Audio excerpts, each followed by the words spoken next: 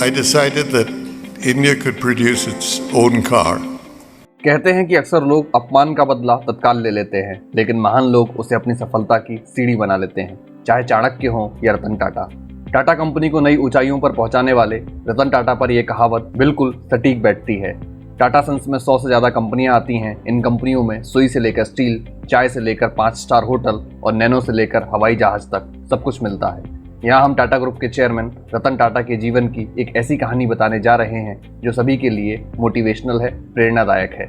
ये बात है वर्ष 1998 की, जब टाटा मोटर ने अपनी पहली पैसेंजर कार इंडिका बाजार में उतारी थी। दरअसल ये रतन टाटा का ड्रीम प्रोजेक्ट था और इसके लिए उन्होंने जी तोड़ मेहनत भी की थी, लेकिन इस कार को बाजार से उतना अच्छा रिस्पॉन्स नहीं मिल पाया जितना उन्होंने सोचा था। इस वजह से टाटा मोटर्स घाटे में जाने लगी। कंपनी के जुड़े लोगों ने घाटे को देखते हुए रतन टाटा को इसे बेचने का सुझाव दिया और न चाहते हुए भी रतन टाटा को इस फैसले को स्वीकार करना पड़ा। इसके बाद वो अपनी कंपनी को बेचने के लिए अमेरिका की कंपनी फोर्ड के पास गए।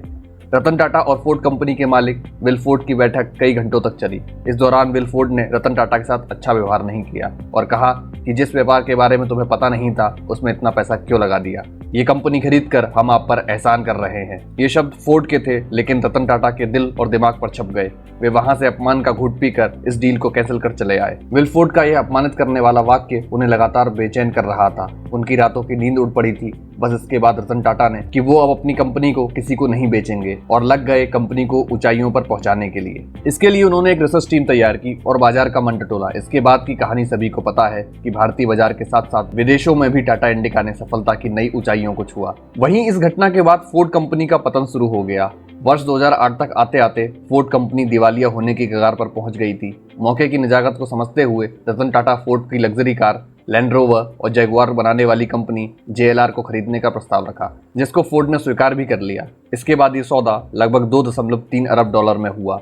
तब विल फोर्ड ने रतन टाटा से वही बात दोहराई जो उन्होंने रतन टाटा से कही थी, लेकिन इस बार थोड़ा बदलाव था। अब विल फोर्ड के शब्द थे, आप हमारी कंपनी खरीद कर हम पर बहुत बड़ा एहसान कर रहे हैं। आज JLR टाटा ग्रुप का हिस्सा है और बाजार में बेहतर मुनाफे के साथ आगे बढ़ रहा है। रतन टाटा चाहते तो उसी समय विल फोर्ड के साथ हुई मीटिंग में उनकी बात का जवाब दे देते, लेकिन कहा ना कि महान लोग अपनी सफलता से लोगों को जवाब दिया करते हैं। Pleasure to be involved in the industry and a very humbling recognition to receive the award that's been bestowed today.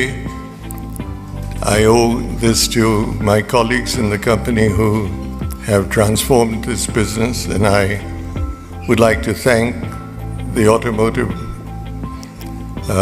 news who put together this award, and to say how much I cherish being included in the Hall of Fame. Thank you so much.